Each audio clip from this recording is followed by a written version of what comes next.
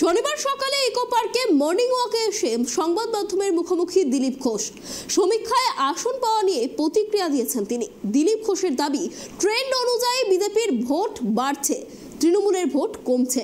পাশাপাশি শান্তিপূর্ণ নির্বাচনের জন্য রাজ্যে একাধিক দাবিতে একাধিক দফায় নির্বাচন হওয়া উচিত বলে এদিন দাবি করলেন দিলীপ ঘোষ। এছাড়াও মুখ্যমন্ত্রীর মেডিকেল রিপোর্ট নিয়েও প্রতিক্রিয়া দিয়েছেন তিনি। কি জানিয়েছেন তিনি শোনাবো।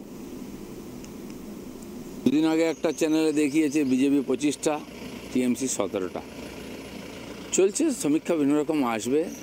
ইলেকশন ঘোষণা হয়নি, ইলেকশন ঘোষণা হবে, নির্বাচনী প্রচার শুরু হবে, তারপরে বাস্তবের কাছাকাছি যাবে। কিন্তু ট্রেন্ড যেটা, বিজেপির ভোট বাড়ছে, টিএমসির ভোট কমছে।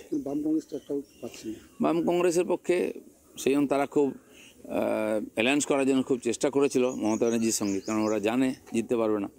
আর মমতা ব্যানার্জিও জানেন ওদের নিয়ে সঙ্গে লাভ নেই। বিজেপির দেশের লোক অপেক্ষা করে আছে কবে ইলেকশন ঘোষণা হচ্ছে, আর রাজনৈতিক পার্টি কর্মীরাও প্রস্তুত ভোটের জন্য।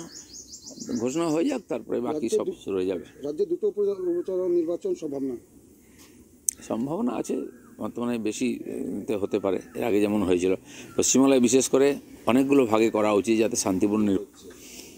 দেখুন, মুখ্যমন্ত্রী নিজে বলেছেন তাকে ধাক্কা দিয়ে কেউ ফেলে দিয়েছে।